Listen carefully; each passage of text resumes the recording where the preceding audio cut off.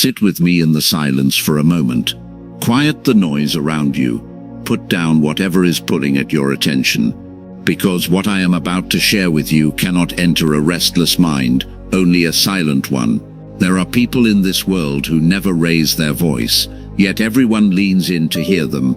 They don't argue, yet they win. They don't chase, yet things come to them. They get insulted, and they say nothing, and somehow the silence makes them look stronger than any comeback ever could. And when you study these people closely, you realize the truth. Their power was never in their words. Their power was in what they refused to say.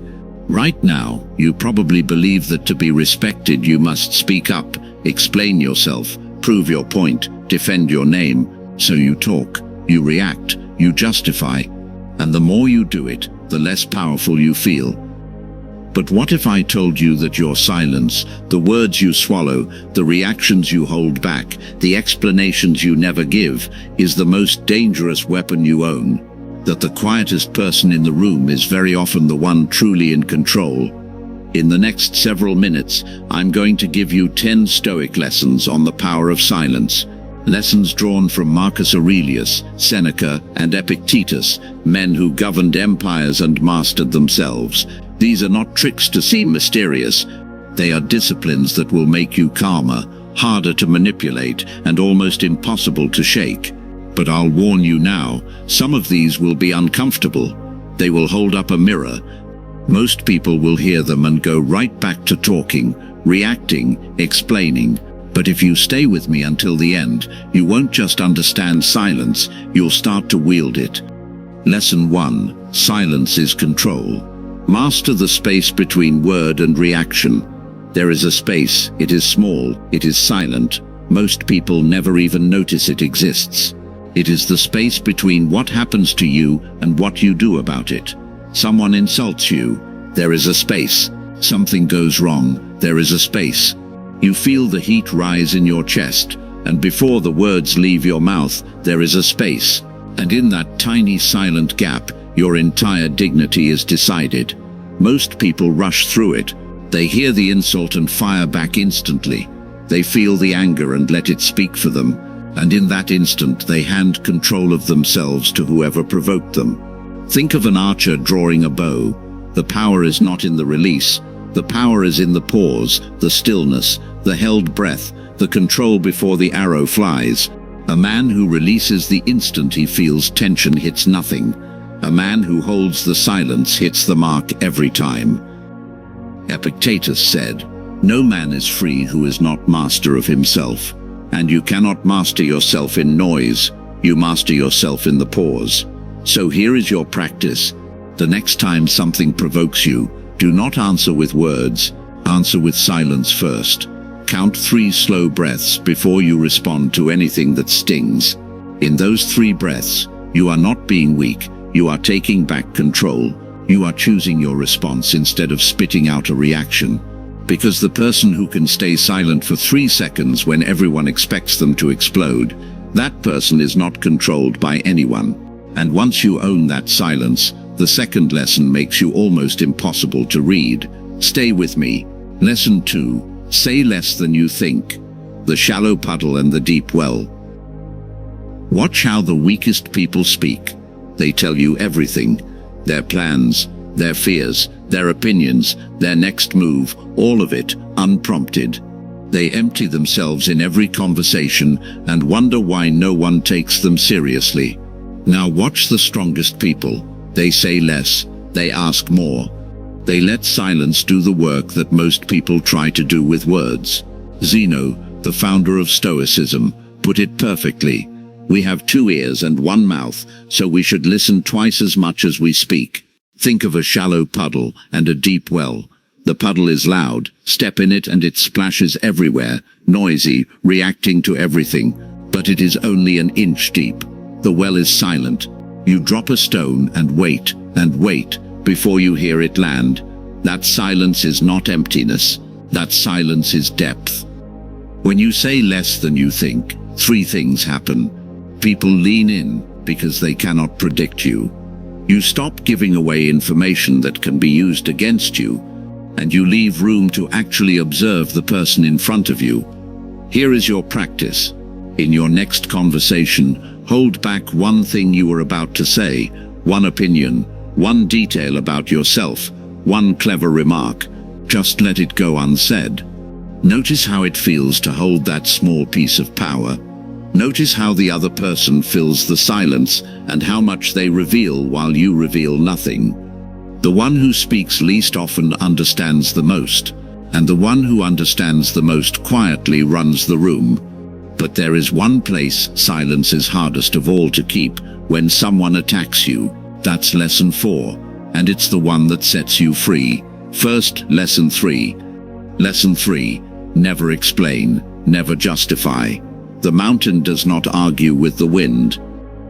Here is a habit that quietly drains your power every single day: explaining yourself to people who have already decided not to understand you.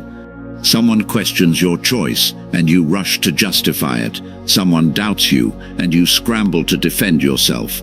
Someone misreads you, and you spend your energy trying to correct the story in their head.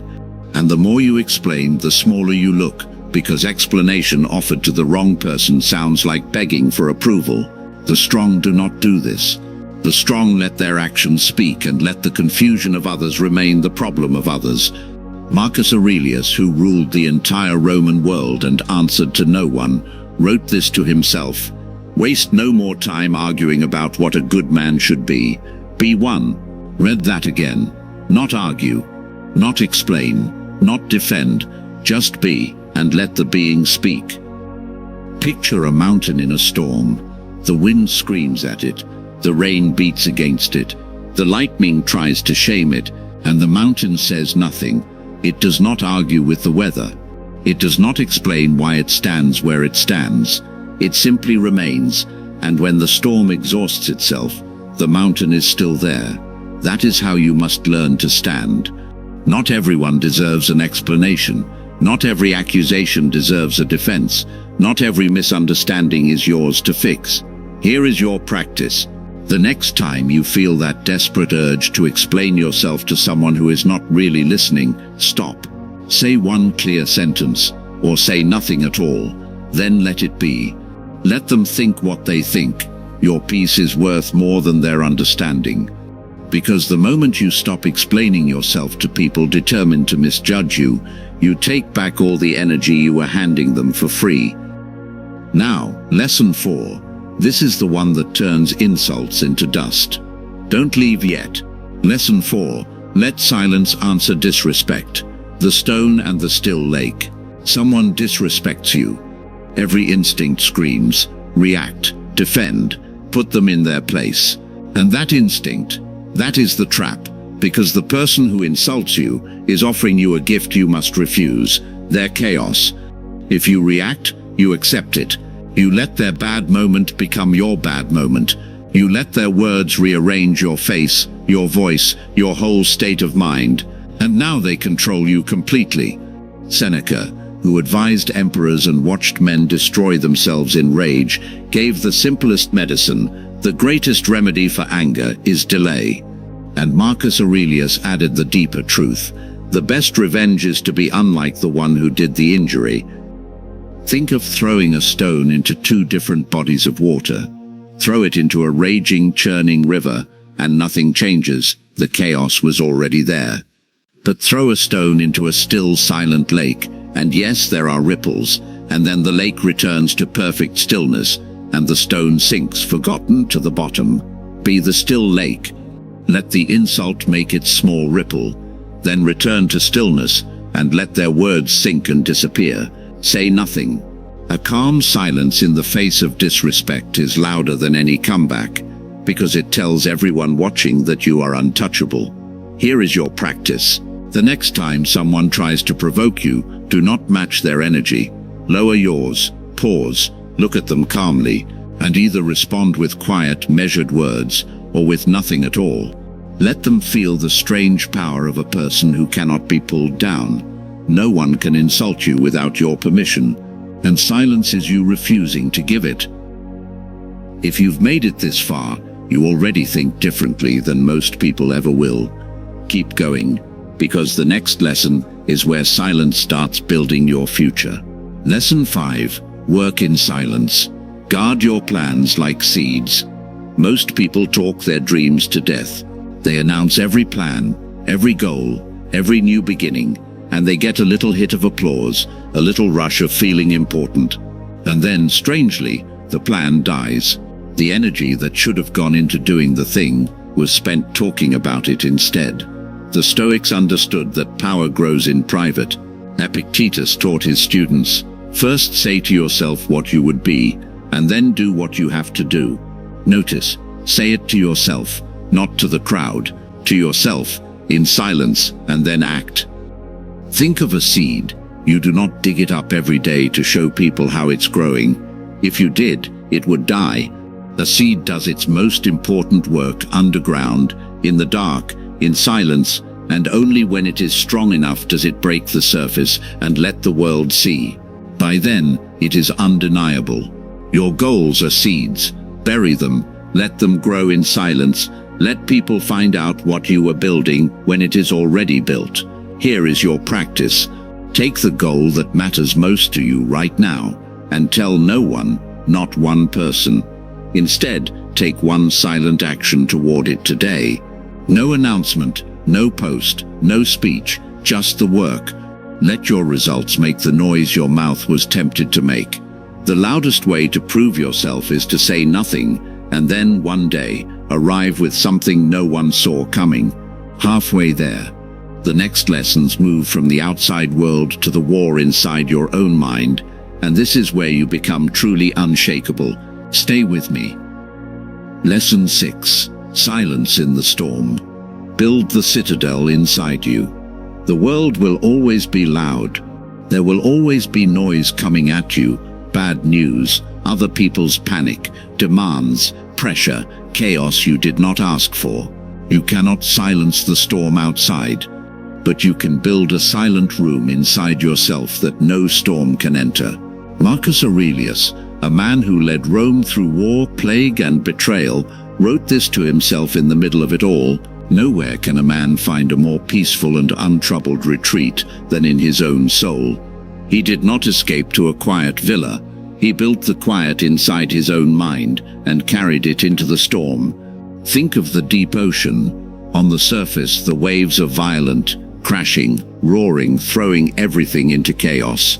But go down, just a little, beneath the surface, and it is silent, still, undisturbed. The storm rages on top, but the depth does not even know it is happening. Most people live their entire lives on the surface, thrown around by every wave, but you can learn to live in the depth. When the noise comes, you can drop beneath it, into a silence that belongs only to you.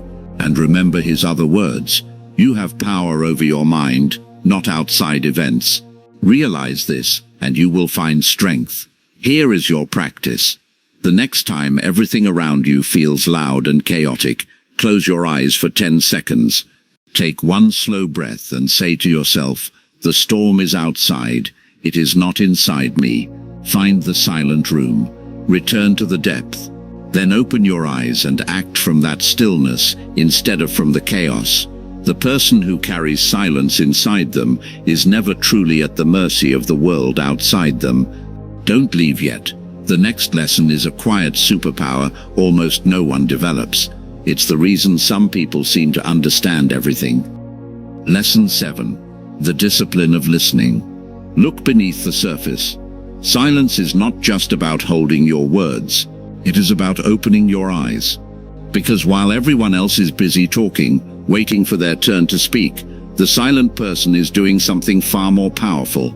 They are watching, they are listening, they are understanding. Marcus Aurelius trained himself with a simple command: look beneath the surface.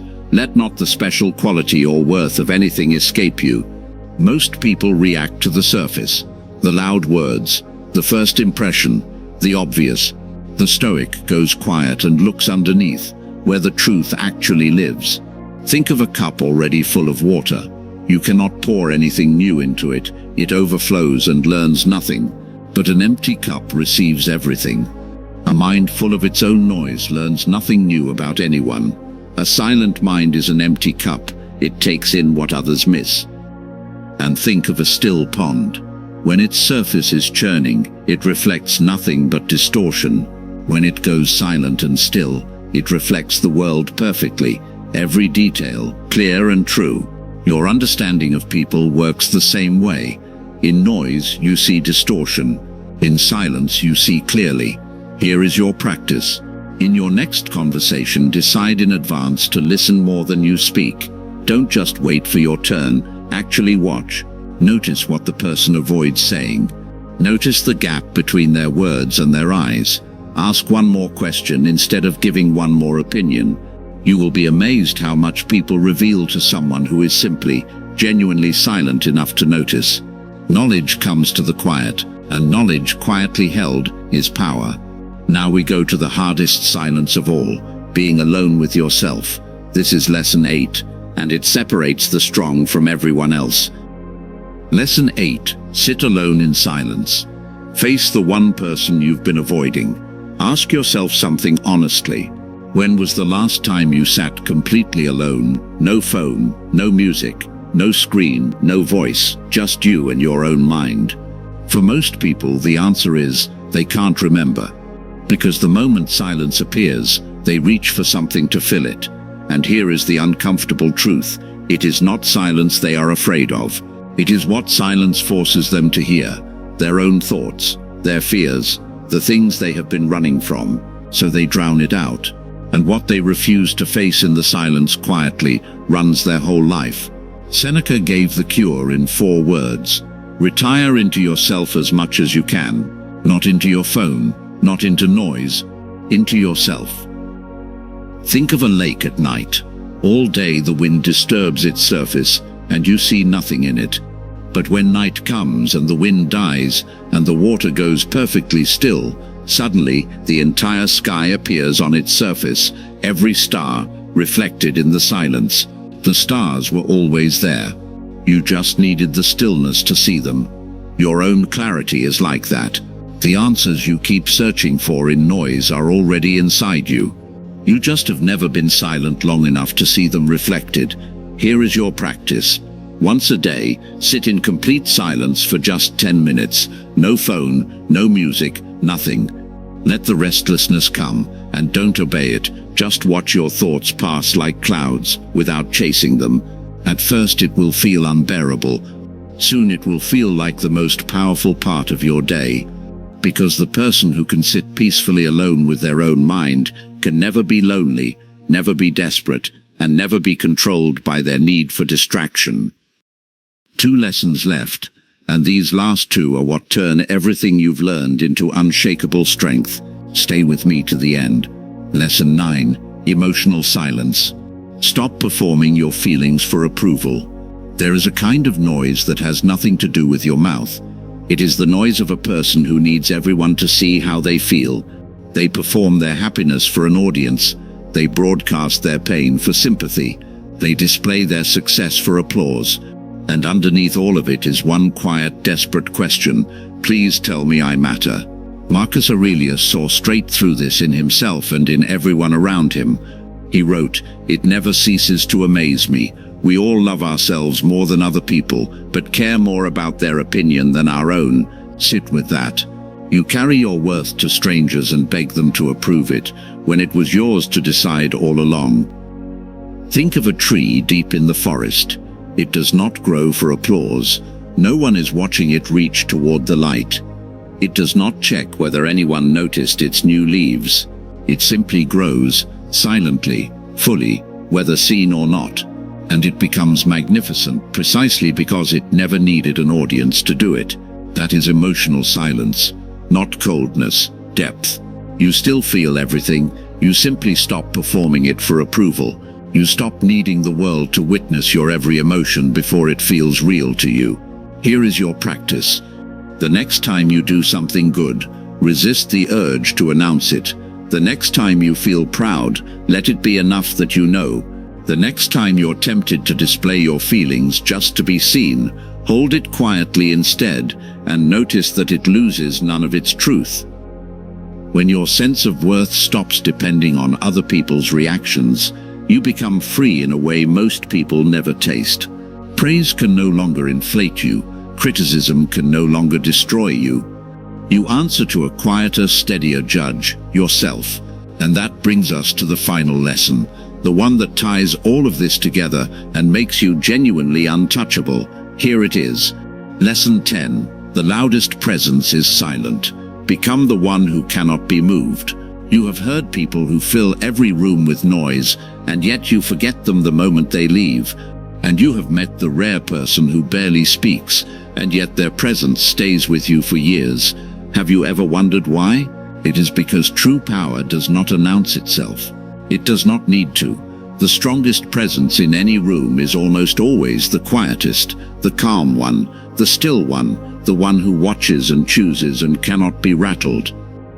Marcus Aurelius left himself a rule so simple it could guide an entire life. If it is not right, do not do it. If it is not true, do not say it. Everything else, the noise, the reactions, the need to prove, falls away when you live by that. Think of a marble statue standing in a great hall. Crowds come and go. They shout, they argue, they rush around it in a hurry, and the statue simply stands, silent, still, unmoved, long after every loud voice in that room has been forgotten. It does not need to speak to command the room. Its stillness is its power. That is who you are becoming. Not the loudest, the most unshaken, the person who has mastered the space between word and reaction, who says less than they think, who never begs to be understood, who lets silence answer disrespect, who works in silence and lets the results speak, who carries a quiet room inside them through every storm, who listens more than they speak, who can sit alone with their own mind, who no longer performs their heart for applause. Here is your final practice, and it is the simplest of all. Today, in one moment where you would normally react, speak, explain, or perform, choose silence instead. Just once. Feel the strange solid power of it. Then do it again tomorrow, and again, until silence is no longer something you force, but something you are, because the world is full of noise, and the person who has mastered silence walks through all of it, untouched, unhurried, unshaken. You came in believing you had to speak to be strong. You leave knowing that the deepest strength is quiet. 10 lessons, but they are not information. They are a way of moving through the world, and they only change your life if you actually live them. So start with one. Choose the lesson that hit you hardest, and practice only that one this week. Let your silence become your discipline, and let your discipline become your power. If this reached something in you, don't let it disappear into the noise. Subscribe and stay in the silence with me. Like this video so it finds someone who needs it today. And in the comments tell me one word. Which lesson are you keeping? I read them and I reply. Until next time, stay unshaken.